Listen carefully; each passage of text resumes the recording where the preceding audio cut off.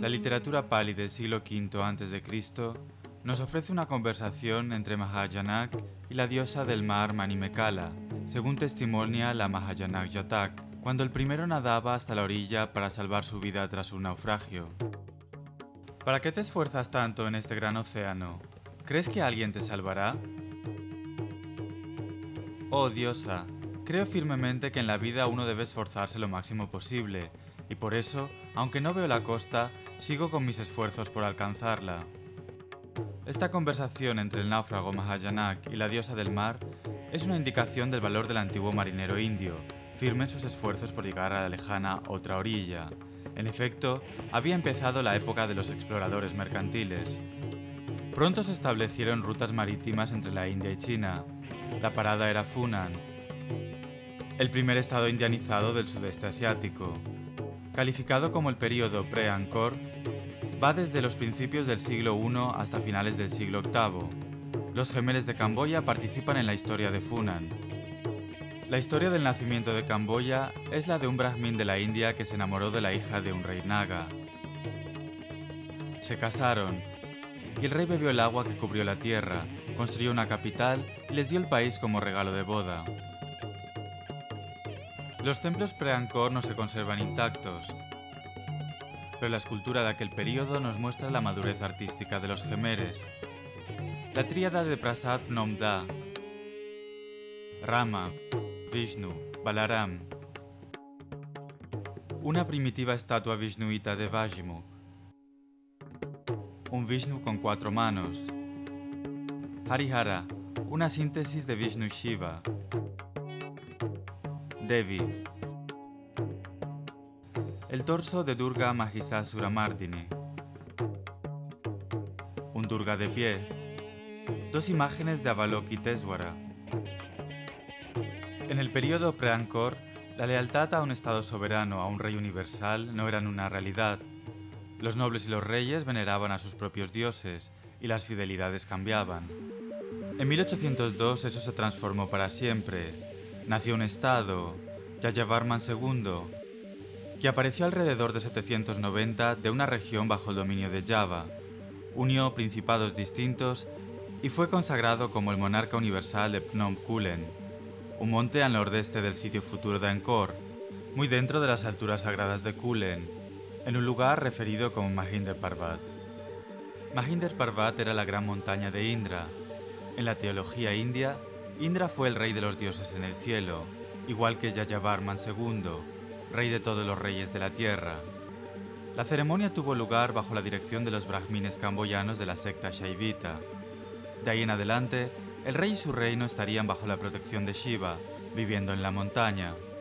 En Kulen aún podemos ver a Shiva omnipresente, representado por su símbolo más poderoso, Shivling. En un gran concepto, las aguas de este riachuelo corren sobre numerosos Shivlings. Una figura de Vishnu cae por una catarata, desemboca en el río Sem-Rep para ayudar a llenar el lago Tonle Sap, una progresión de agua sagrada al río Mekong y finalmente a los océanos, simbólicamente bendiciendo la tierra. La tradición de invocar bendiciones de Shiva sigue aún hoy en Kulen, y el agua todavía hace su largo viaje a los océanos en Sahastra Shivling. Mientras que las bases religiosas de la monarquía Angkor son atribuidas al Yayavarman II, fue bajo su segundo sucesor, Indravarman, cuando las grandes bases religiosas típicas del estado centralizado de Angkor empezaron a aparecer. La capital Gemer era ahora Rolus, a 15 kilómetros al sudeste de Angkor. Conocida como Harihara, una síntesis de Shiva y Vishnu. Los templos de Rolus, que datan de fines del siglo XIX, son los sitios existentes más tempranos del periodo Angkor abiertos al público.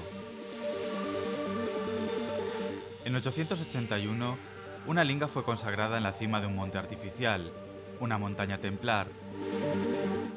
La pirámide de 5 niveles de Bakong, en el centro de la ciudad de Hariharale. Bakong simboliza el monte cósmico Meru, en el cielo de Vishnu.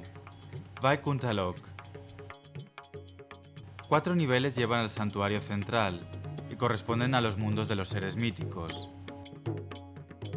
Nagas, Garudas, Rakasas y Yaksas. El nivel quinto y el más alto está reservado a los dioses. Desde todos los ángulos, el santuario central, en el centro de la ciudad de Hariharalet, te llama. El primer templo de Rolus fue Preako, dedicado a Shiva, ahora en obras. También en Rolus está Lolei. Durante 1000 años, las torres de ladrillo de Lolei se desintegraron enormemente y ahora se observan extensas restauraciones en el nuevo enladrillado. Antes de que sigamos el curso de los logros artísticos de los Gemeres, pasemos al este, donde otro reino emergió hace largo tiempo. Funan y Zenla habían dado paso en Camboya al período pre-Angkor y al reino de Angkor. En Vietnam se dio paso al reino de Champa. Champa era un país muy civilizado, que existió en la parte central de Vietnam desde finales del siglo II hasta comienzos del siglo XIX. Fue un estado hinduizado con una cultura sánscrita hasta el año 1471. La famosa inscripción de Bo Can, cerca de Nha Trang, data de los siglos III y IV, y es la evidencia más antigua en toda la región del uso del sánscrito. Desafortunadamente, no hay restos arqueológicos que se puedan adscribir al arte de este periodo, a pesar de pruebas de su existencia en documentos chinos y locales. La primera evidencia que tenemos viene de lo que fue, en realidad y en espíritu, el lugar más sagrado para la gente de Champa, Mi Son.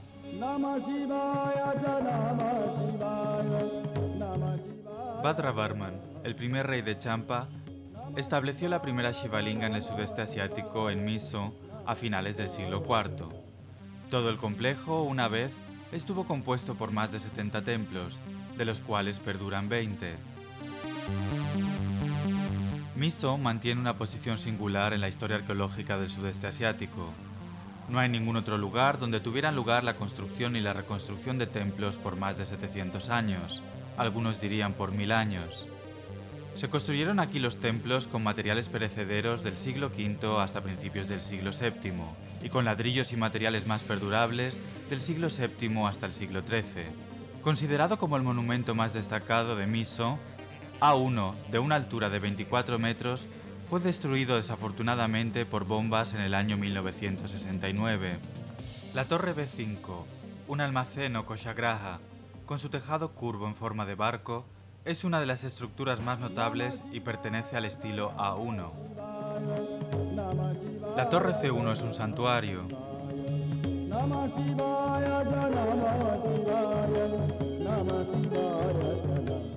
Y la D1, que probablemente sirvió como lugar de descanso para los peregrinos.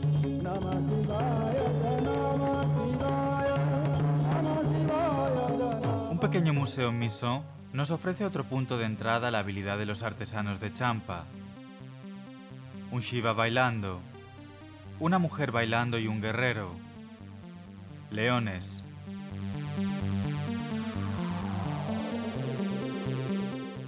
Una figura sin cabeza nos prepara para el gran robo y pillaje que nos ha privado de la fuerza entera del arte en Vietnam y Camboya. Un tímpano parcialmente destruido, presentando a Shiva desde E1. Brahma. Siguiendo con la tradición de construir y reconstruir, la exploración y la restauración siguen en Miso. Se ha acabado la época de la destrucción y el deterioro, y este sitio de patrimonio cultural, una vez referido como la provincia de las Torres Cham, ha vuelto a entrar en órbita. Para tener una idea más clara del aumento de la creatividad que tuvo lugar en Vietnam en este periodo, hay que visitar el Museo Da Nang de Arte Charm, abierto oficialmente en el año 1919. Aparte de Miso, la región de Amravati fue también la cuna de Trakyo, la capital antigua de Shimhapura, fundada en el siglo IV. Mientras que Trakyo desapareció hace años, numerosos artefactos desde la ciudad nos cuentan de un pueblo vibrante y artístico. Aunque incompleto y luego estropeado, el pedestal de la bailarina de Trakyo es aún bonito. Un Shiva con 4 manos bailando, un Dvarapal feroz. Y el pedestal de Trakyo, una obra maestra del arte Cham del siglo X. Verdaderamente Mise es magnífico, pero los espacios vacíos en la mente de uno cuando mira los templos sin el oro, cerámicas y esculturas, ahora empiezan a llenarse. Leones, gacelas y elefantes en estilo A1 de Mise. Un dintel del E4 Mise. Una columnata incrustada de estilo A1. Bailarinas del E1 Mise. Shiva. El museo tiene numerosas obras de arte del estilo Tapman o Bindin del siglo XI. Bailarinas. Un altar con linga y uroja. Leones, dragones y garudas. El Dvarapal omnipresente. Un Shiva con 4 manos bailando. Hoale, consideradas como las torres Cham más antiguas. Originalmente había 3, pero la torre central ha desaparecido por completo. El templo norte tiene tallas decorativas en pilastras y garudas con alas estiradas en las cornisas en la parte alta de esas pilastras. Estos calans iniciales sobrevivientes, con todas las características del estilo, nos preparan para el resto de Champa. Son a la vez masivos y finos por sus excelentes proporciones e indican una prioridad de la arquitectura sobre la decoración. Lo que fue y lo que queda. La diferencia nunca es más tangible que cuando uno busca Duong Duong, totalmente destruido durante la guerra. Tras el año 877, los escritores empezaron a hacer referencia directa a Champa, llamándola Champapuram. Aunque Champa ha sido tradicionalmente shaivita, dependiendo del shaivismo para proteger la tierra y el linaje, el logro más notable estéticamente y el que conformaba un plan definible era el budista Mahayana. Dong Duong, dedicado a Lakshmindra Lokeshvara, asociando el nombre de Bodhisattva con el nombre personal del rey, fue fundado alrededor del año 875. En el Museo Danang, cuando uno mira al Dvarapala, el guardián de la ley, se puede llegar a ver la grandeza de Duondong. Originalmente había 8. Y este es el pedestal del santuario principal, adornado con piezas narrativas de la vida de Buda. El nacimiento de Buda. El príncipe Siddhartha intercambiando sus vestidos. Nobles en diálogo.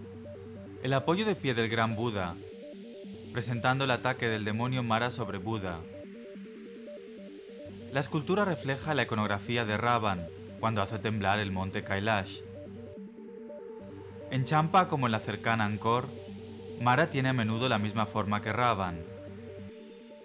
Quong Mai, 3 calans orientados al este, considerados como uno de los mejores modelos de la arquitectura Champa, ricos en obra decorativa, pilastras y arcos. Las torres son de proporciones desiguales, disminuyendo en tamaño de sur a norte. Quong Mai indudablemente preparó el camino para el magnífico crecimiento artístico del cual el santuario A1 Mise era claramente el mejor ejemplo.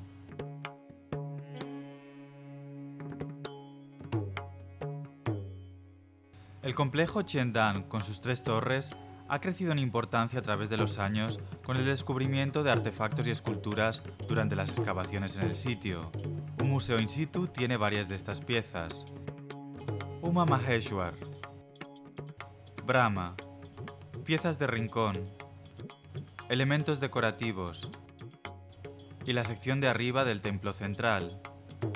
Por primera vez, en 1989, los cimientos de piedra fueron despejados y revelados, algo excepcional en estudios Cham.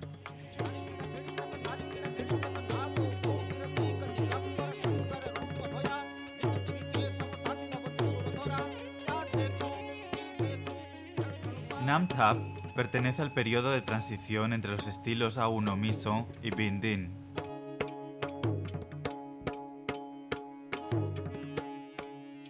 Las torres Cham están situadas frecuentemente en posiciones estratégicas, visibles a leguas alrededor, y Banit es un ejemplo excelente de esta estrategia.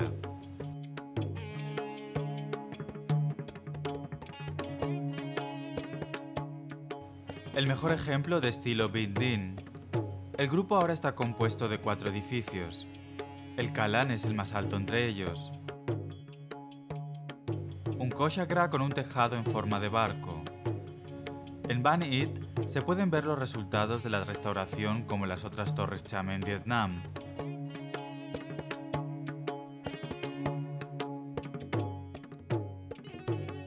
Tháp Doi, la torre doble que ahora está en una ciudad, tiene dos calans, ascendentes enladrillados en tres estratos, arcos y garudas en las cornisas.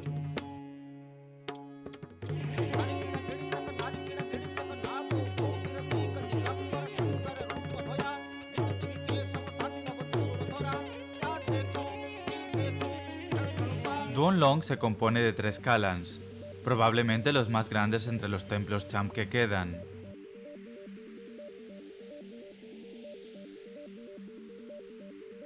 Las pilastras en los arcos nos dan una leve idea de lo espectacular que fueron esas torres.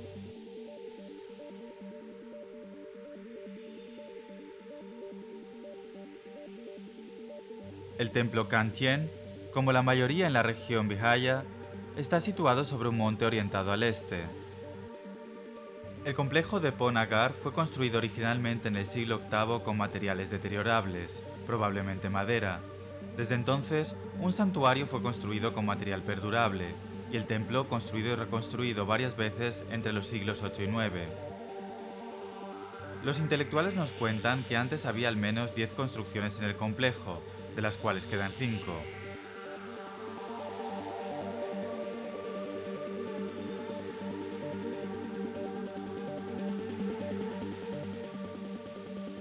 Las columnas situadas al pie del monte son las construcciones más antiguas del templo, que originalmente apoyaban a una mandap en forma de barco.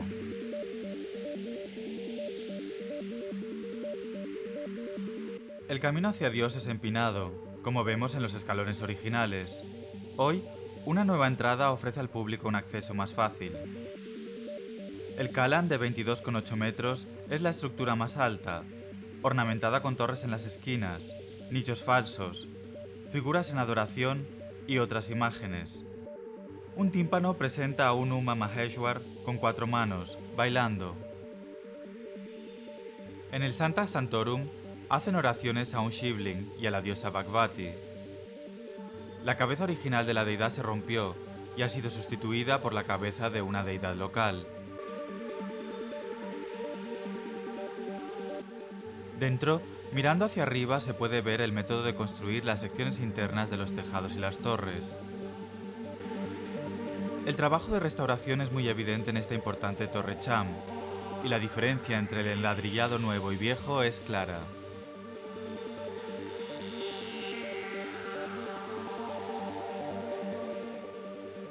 El complejo de Po Klaungerai, construido en el siglo XIII durante el reino de Jaya Shimhavarman III, tiene un Kalan, Cochagra y una torre de entrada.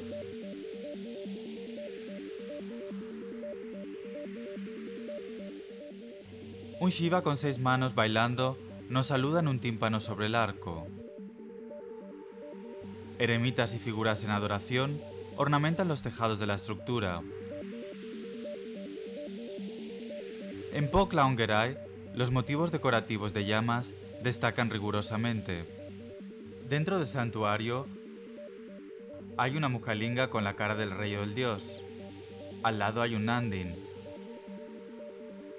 Los devotos hacen ofrecimientos a ambos, especialmente durante fiestas importantes.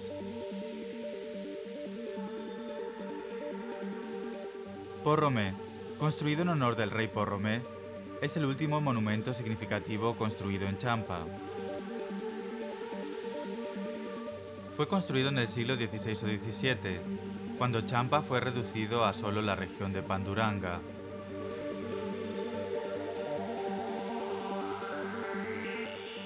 Como en Po Klaungerai, vemos en el templo nichos falsos y torres en las esquinas.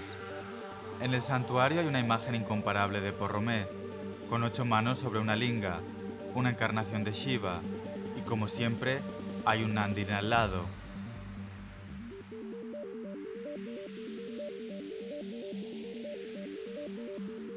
Mientras que los templos de Champa fueron descubiertos por europeos en el año 1898 y fueron estudiados y clasificados por Parmentier en 1904, el descubrimiento de Angkor por Europa fue mucho más espectacular. Cuando se publicaron los diarios de Henri Moot, hubo una oleada de entusiasmo en los círculos artísticos, y cuando la Comisión para la Exploración de Mekong llegó a Angkor en 1866, el artista Louis Delaporte mostró al mundo varios dibujos de su maravilla y admiración. En Camboya, los bosques, mantenidos a raya por los reyes de Angkor, habían recobrado lo que una vez les perteneció, y muchos de los templos habían desaparecido en los frondosos bosques. Cuando un complejo fue despejado mediante el trabajo laborioso de la limpieza de los sitios del bosque, lo que emergió eran más ruinas que monumentos. Se deshicieron y se resamblaron los templos por un proceso que se llama anastilosis, el método de registrar, desmontar y reconstruir monumentos enteros. Pero sigamos con nuestro viaje desde Rolus. Prasat Kravan es un ejemplo de reconstrucción. Se obraron nuevos cimientos, paredes interiores, alcantarillas y una mayor parte del enladrillado externo fue sustituido por reproducciones cuidadosamente realizadas. El templo de 5 torres es modesto, pero contiene algunas esculturas notables de ladrillo en las paredes interiores. En la torre central, al este, un Vishnu con 4 manos da 4 pasos para cruzar el universo y asegurarse a los dioses de la posesión del mundo. A la derecha, Vishnu a hombros de Garuda.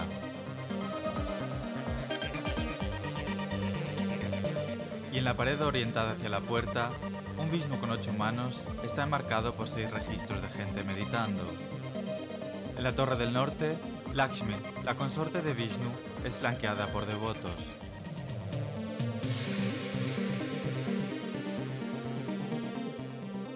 En Mebon del Este, observamos varios de los conceptos básicos gemeres en arquitectura y construcción de monumentos. La construcción es un templo montaña que simboliza el monte Meru, con 5 torres en un tresbolillo, sobre una torre de 3 niveles decrecientes. Todos los materiales perdurables conocidos por los gemeres han sido usados: piedra arenisca, estuco, ladrillo y laterita. Leones vigilan los lados, y elefantes monolíticos aparecen majestuosamente en las esquinas. El encantador templo de Banteay Shrey, o la ciudadela de las mujeres, fue construido por un brahmin de linaje real que fue el maestro espiritual de Yayavarman V.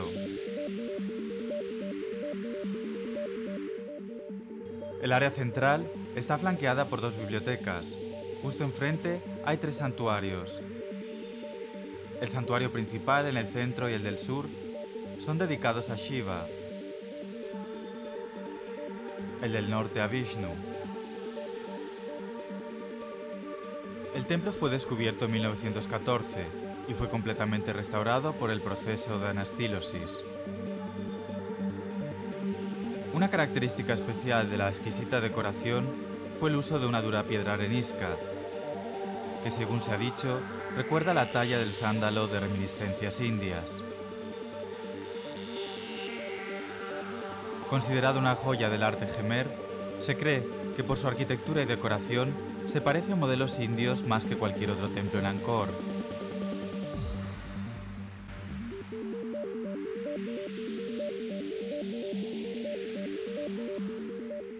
Los guardianes principales de Banteay Shrey, en forma de animales y figuras mitológicas, son quizás los de mayor carácter de Angkor. Se puede ver 4 de ellos en el Museo Nacional de Camboya. Un dibujo de Louis Delaporte nos muestra la reconstruida elevación de Ipemianakas, que significa el palacio aéreo. Situado dentro del Palacio Real, estaba el templo donde solía rezar el rey. Debía haber estado originalmente coronado con un pináculo dorado, según un explorador chino que lo describió como la Torre de los Dioses. Al norte del templo están los restos de los baños reales. Unos detalles son todo lo que queda de la gran balaustrada naga que una vez rodeaba los baños. Observe la cercana relación que tenía Angkor con el sánscrito. Angkor viene del sánscrito Nagara, la ciudad. Angkor Thom es la gran ciudad. Ba significa padre, presente en Bakong, Bapun, Bayón. Me es madre, como en Mekong. Bon viene del sánscrito punya, bendición. Así, Mebon es la madre de las bendiciones. Ta significa antepasado. Prom es Brahm. Ta Prom, entonces, quiere decir Brahm, nuestro antepasado. En Ta Prom es posible redescubrir la maravilla y la admiración de los primeros naturalistas y exploradores cuando vieron por primera vez los templos de Angkor a mediados del siglo XIX, en el firme control de la naturaleza y una de sus mayores fuerzas, el bosque. Ta Prom es uno de los sitios más grandes de Angkor. Una inscripción en sánscrito nos dice que poseía 3.140 pueblos.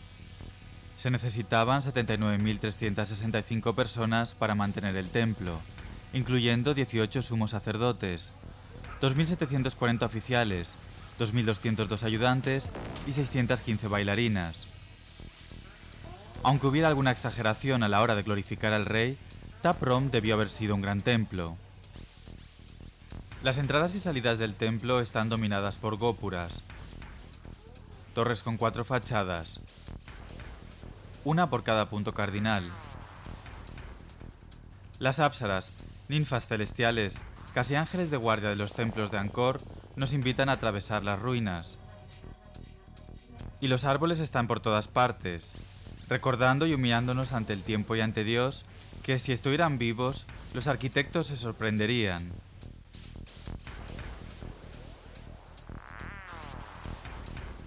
Nyakpin, la serpiente enroscada, está en Baray del Norte, que era una enorme extensión de agua. En aquellos días se podía ir allí solo en barco. El estanque central es una réplica del lago Anavatapta, en el Himalaya, que se dice que está situado en la cima del universo.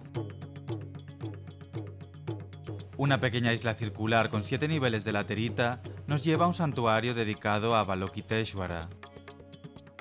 Los cuerpos de 2 nagas rodean la base de la isla.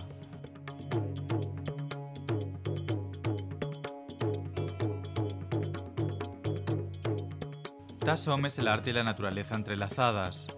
El templo no ha sido restaurado.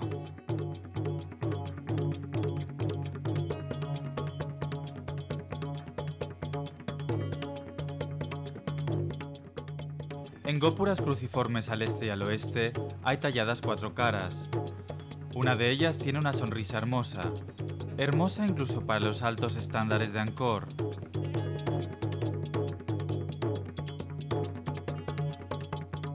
Pri Khan, según una inscripción, fue construido en un campo de batalla donde Yayavarman VII venció finalmente a los Chams. El nombre del templo indica que era la ciudad de la espada sagrada. Aquí también han avanzado los árboles, reclamando su tierra. En este complejo budista de 56 hectáreas, construido como monasterio y centro de aprendizaje, la naturaleza sincrética de las prácticas religiosas de los gemeres se revela. El complejo central es budista. El sector norte está dedicado a Shiva y el occidental a Vishnu. El del sur es un lugar para venerar a los antepasados. Recientemente despejado del bosque, es un dharamsala que también podría ser un lugar que guardaba la llama sagrada. La sala de las bailarinas es una construcción grande y aérea. Su nombre deriva de las apsaras bailando en los dinteles. Un pabellón extraño de 2 plantas, reminiscente de arquitectura occidental. Según una leyenda, guardaba la Priya Khan, o espada sagrada que precedía al rey en desfiles por la ciudad. Dentro del santuario central hay una stupa del siglo XVI que sustituyó a una estatua de Lokeshvara, el Bodhisattva. Un monumento votivo vishnuita encontrado en Priya Khan sirve como catálogo de la iconografía de la deidad. Tiene un total de 1020 figuras en miniatura. Y ese Buda protegido por Naga se encontró también en Priya Khan. Angkor Thom, o el Gran Angkor, la última capital, tenía una población de casi 1 millón de habitantes. Los extranjeros se referían a ella como una ciudad opulenta. Dentro de la ciudad estaba el domicilio del rey, su familia, oficiales y sacerdotes, pero hace tiempo que han desaparecido esas estructuras de madera. La famosa Puerta del Sur y la carretera elevada presenta la obsesión Jemer con la imaginería de nagas, dioses y demonios. 54 figuras a cada lado, los dioses a la izquierda y los demonios a la derecha. 5 gópuras marcan las 5 entradas de la ciudad. Hay que pasar debajo de las magníficas torres, de 23 metros de altura, coronadas con 4 cabezas, cada una hacia uno de los puntos cardinales. El ingenio artístico de los Jemeres y su habilidad para materializar lo asombroso es evidente en la terraza del rey leproso. ¿Quién era exactamente el rey leproso? ¿Era este un crematorio para los reyes? Estos son algunos de los muchos misterios de Angkor, pero hoy él se sienta en la terraza, mirando a lo que fue, una vez, una gran ciudad. La terraza tiene impresionantes bajorrelieves, tanto en el exterior como en el interior. Ambos están ordenados por temas. La pared original, de solo 1 metro de anchura, se derrumbó y una segunda pared de 2 metros de anchura fue construida enfrente. Un falso pasillo permite la inspección de los relieves tallados en la primera pared.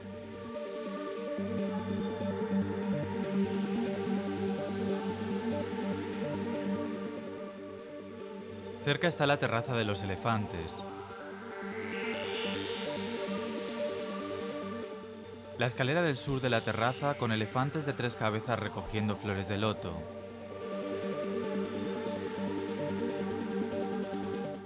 La atracción principal es la fachada decorada con elefantes de tamaño casi natural con sus pasajeros y príncipes, luchando o cazando. Los elefantes de tamaño casi natural son magníficos y el efecto entero tiene un esplendor indescriptible.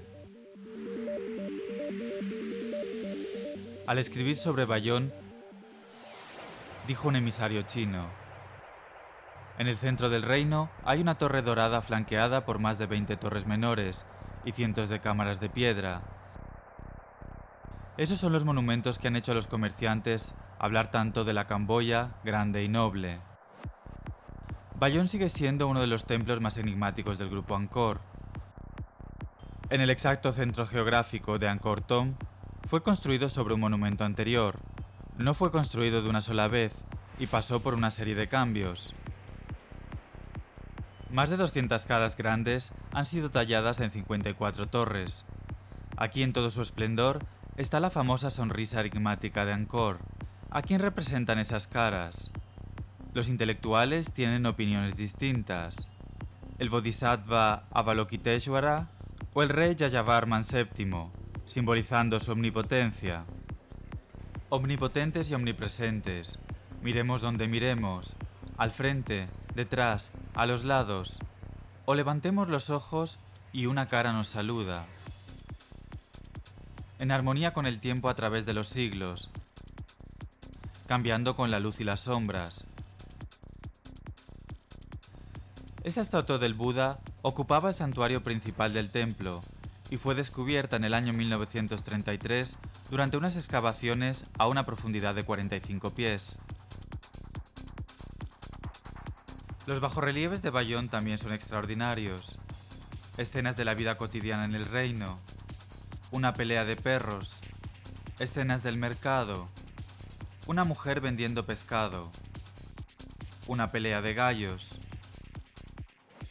una mujer retorciéndose de dolor, probablemente durante el parto, el rey presidiendo una fiesta, esgrimistas, acróbatas, malabaristas, luchadores, la construcción de un templo vishnuita.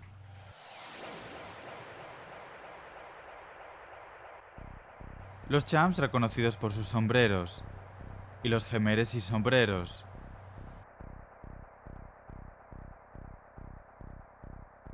El sacrificio del toro, los soldados jemeres de infantería y los elefantes. Aunque los relieves son fascinantes, detengámonos al pasar por esas historias en relieve y levantemos los ojos a las caras que nos están mirando, que nos están vigilando. La escultura es el arte de generar figuras exentas y también en relieves. Pero para ver las mejores esculturas exentes de Angkor hay que visitar los museos.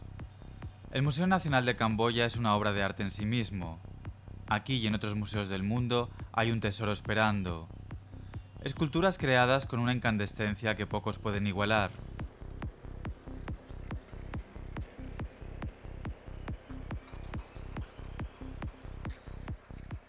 Y finalmente, el mayor logro de Angkor, puesto con orgullo en la bandera nacional. Angkor Wat, magnífico en composición, bien equilibrado, exquisitamente proporcionado, embellecido con grandes ideas, uno de los más preciosos monumentos del mundo. Llevó 30 años construirlo, y más de 850 años atrás, todavía no había sido descubierto completamente. Como hemos dicho antes, Angkor representa uno de los 5 cielos del hinduismo, Vaikuntha Lok, la morada de Vishnu en el monte Meru. Surya Varman, el gran rey camboyano y sus arquitectos trataban de reproducir el cielo en la forma del monte Meru. Los artistas gemeres diseñaron una montaña rectangular en 3 terrazas, coronada por 5 torres que parecen cimas, destinadas a representar simbólicamente las 5 cimas del monte Meru, conocidas como Vaikuntha Lok, la morada de los dioses, especialmente de Vishnu. 3 plataformas, cada una progresivamente más pequeña y alta que la de abajo, llevan la altura de la cumbre de la torre central a 65 metros. Hileras de lotos rematan en punta cerca de la cima de las torres, y el perfil entero imita un capullo de loto. Dedicado a Vishnu, el templo está orientado hacia el oeste, conforme al simbolismo entre el sol y la muerte, y los bajorrelieves están alineados para ser vistos de izquierda a derecha, una práctica utilizada en ceremonias religiosas hindúes para tumbas. ¿Fue construido Angkor Wat como un templo o como una tumba? El debate continúa, pero se acepta generalmente que la arquitectura y decoración indican que era un templo donde se solían hacer oraciones a Dios y que era un mausoleo para el rey tras su muerte.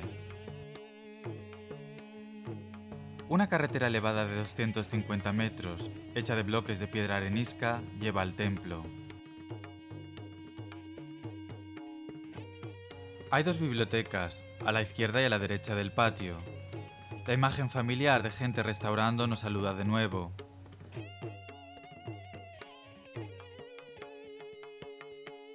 En la entrada hay un Vishnu inmenso con la cabeza recreada. Los camboyanos modernos veneran a esta deidad. Hay varios rasgos artísticos que son característicos de Angkor Wat, poderosos y a la vez sublimes. Las apsaras están por todas partes, más de 1500 bailarinas celestiales.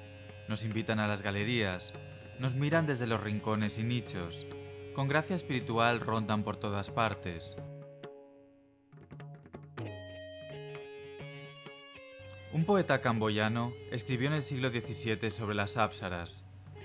Esas lindas figuras que te llenan de tanta emoción que el ojo nunca se cansa, el alma se renueva y el corazón jamás se satisface. No fueron creadas por las manos de los hombres, las crearon las diosas mujeres, vivas, hermosas, fascinantes. Y a menudo, junto a las apsaras están las balaustradas delicadamente trabajadas en las ventanas. Una innovación camboyana que toma su inspiración de semejantes construcciones de madera.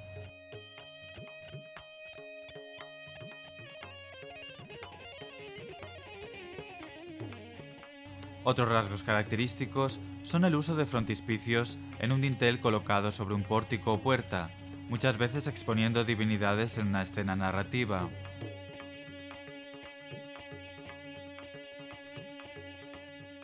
Pilastras ricas y con decoraciones intrincadas.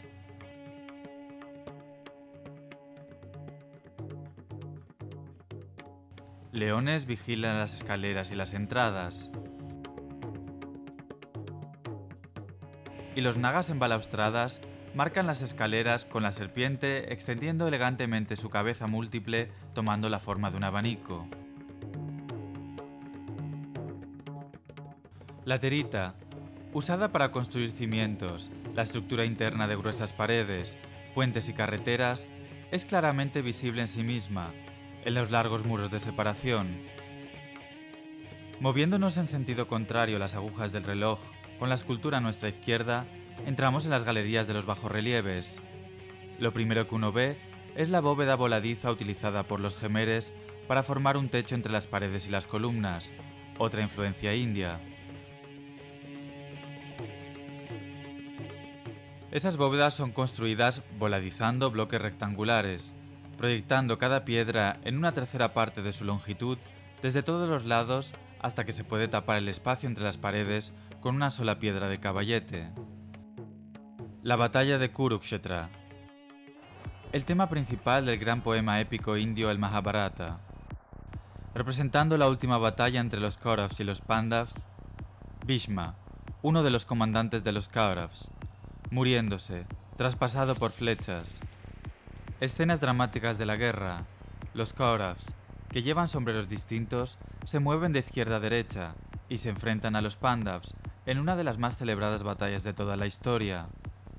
Soldados de infantería, caballería, carros, elefantes, músicos, Dronacharya, Karan, Arjun.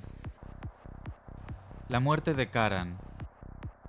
Un chatri caído significa que se ha muerto un guerrero de alto rango. Los relieves son inexorables. A la vuelta de la esquina, hacia la galería sur, encontramos el desfile del ejército del rey Surya Varman II. Un espléndido desfile triunfal, de casi 100 metros. El rey, el constructor de Angkor Wat, con un sacerdote brahmin, recibiendo a la corte. Una procesión de mujeres en baldaquines. El ejército se reúne para la inspección. Los comandantes montados en elefantes. El rey Surya Varman II de pie sobre un elefante, visible aquí más que en cualquier otro campo de batalla por los 15 chatris sobre su cabeza. Algunos guías juran que son 16 chatris, y el visitante los cuenta diligentemente, porque este es un lugar donde, a ver quién de buena gana deja de contar. Músicos y abanderados preceden el arca que lleva el fuego sagrado. Los siameses, aliados de Angkor, marchan con su propio comandante.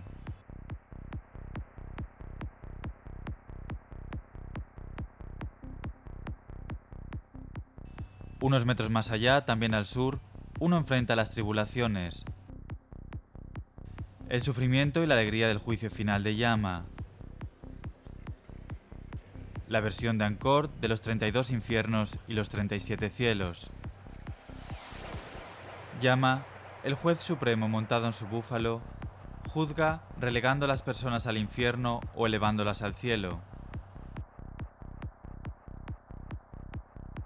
Siguiendo la tradición, en Angkor Wat el tema se presenta en niveles separados. Los condenados al infierno en niveles inferiores, severos y muy verídicos, mientras que el cielo en el nivel superior es distinto.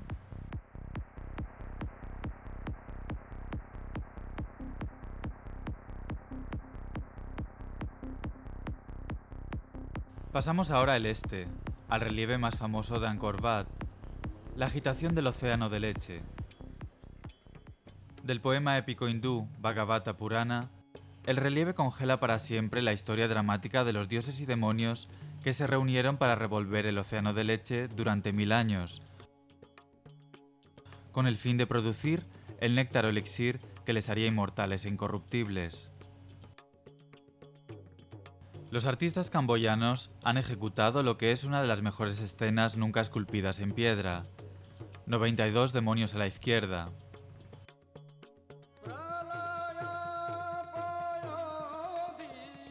Ravana es el ancla para los demonios. Siguiendo la tradición camboyana, Las cabezas de Rávana no se extienden por los lados, sino verticalmente. 4, 4 y 2. Y a la derecha, 88 dioses, con Hanuman como su ancla, removiendo, removiendo, removiendo, congelados en acción dinámica.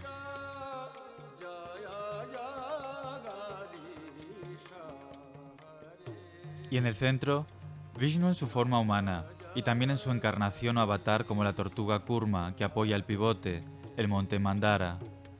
Y a la altura de la cintura, la serpiente Vasuki sirviendo de cuerda.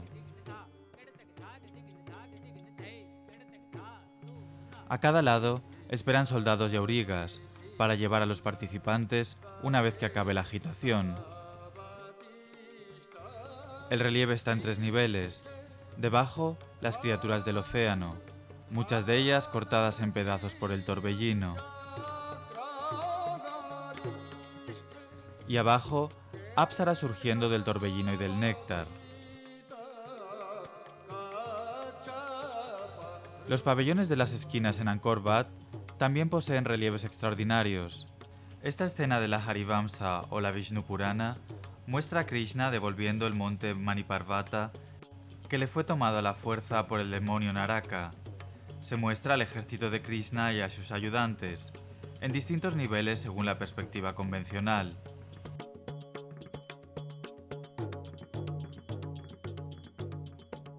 Durante la agitación del océano de leche, los dioses y los demonios trabajaron juntos, pero en la galería del norte vemos la confrontación clásica entre los dos adversarios, la batalla entre los dioses y los demonios.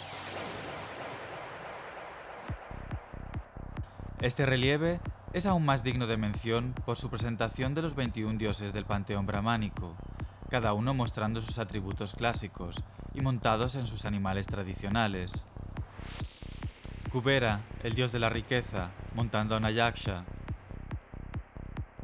Skanda, el dios de la guerra, montando un pavo real.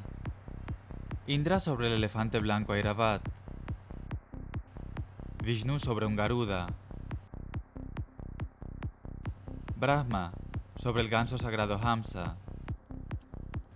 Surya, el dios del sol, en un carro tirado por caballos. Y Varuna, el dios del agua, sobre un naga de 5 cabezas. Y por fin, volvemos a la galería del oeste, de donde comenzamos, a la Ramayana, la batalla de Lanka. Rimker, la versión camboyana de la Ramayana, es bien conocida y la representación por la Compañía Real del poema épico ha recibido aclamación crítica en todo el mundo. Aquí ensayan un episodio que presenta a los hijos de Rama, Luv y Kush. El Rimker es distinto a la Ramayana en varios episodios y acontecimientos. Hanuman, en la historia Khmer, es un rey mono blanco, y en este episodio ha sido capturado por los niños y mandado a su amo Rama. Eso prepara el camino para una reunión entre el padre y sus hijos.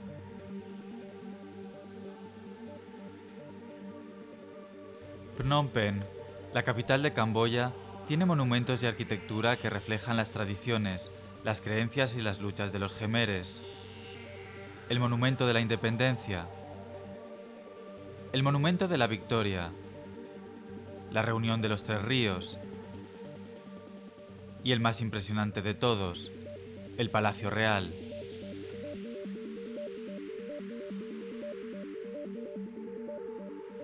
En el Palacio Real, otra vez vemos la Ramayana camboyana en un mural. Salones de sesiones. Sita en reclusión, con sus 2 hijos. La discusión entre ellos y Hanuman. Y finalmente, la reunión con su padre.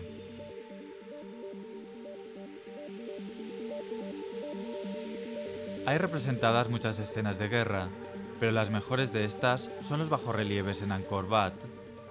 La brutalidad de la guerra yuxtapuesta a la rendición elegante del ejército ágil y valiente de monos.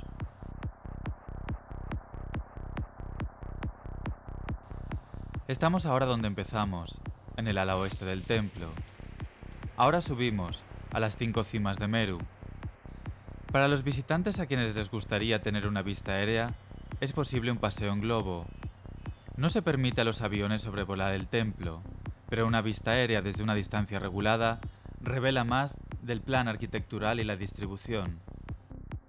Cuando uno pasa del primer nivel al segundo y finalmente al tercero, se manifiesta gradualmente el gran concepto de Angkor Wat. Es un monumento que ha utilizado de manera excelente el arte de la divulgación controlada. Galerías cruciformes cubiertas enlazan el primer y el segundo nivel. La Galería de 1000 Budas data de mediados del período, cuando el prestigio de Angkor Wat se extendió por la Asia budista. Solo quedan algunas de aquellas 1000 imágenes, pero se pueden ver más en los museos, como estos dos Budas adornados, uno de madera y el otro de bronce de Angkor Wat. Y estos dos al estilo Angkor Wat, Budas ornamentados protegidos por Naga. Se pueden encontrar aquí la mayoría de las 41 inscripciones de Angkor que datan de mediados del período.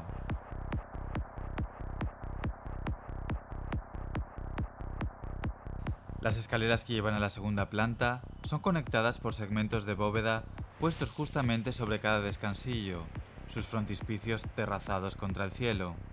Las escaleras son empinadas, pero nos recuerdan que han sido construidas así deliberadamente, porque el camino hacia el cielo es lento.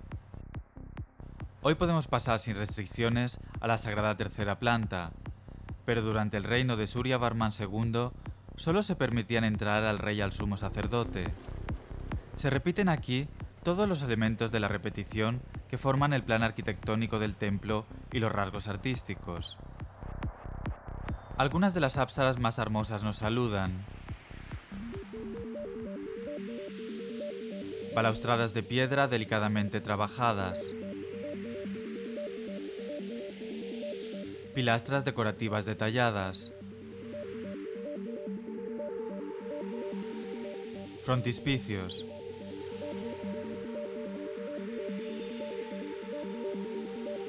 Los tejados de la galería se unen en el rincón en una armonía extraordinaria.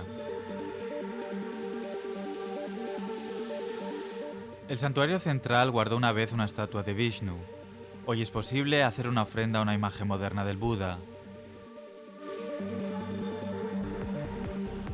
Al salir de esta masa espectacular de piedra, néctar en piedra, que hace de Angkor Wat el mayor monumento religioso nunca construido, nos damos cuenta de que hemos experimentado la gloria de los Gemeres, de su rey Suryavarman II y la gloria de Vishnu, la deidad a quien dedicaron el templo.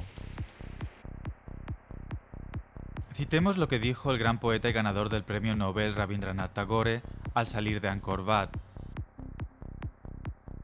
Para conocer verdaderamente mi país, hay que viajar a aquella época en que se dio cuenta de su alma, y trascendieron así sus fronteras físicas. Hay también cierta verdad en aquella frase muy repetida que dice que para conocer la India, primero hay que llegar a Angkor.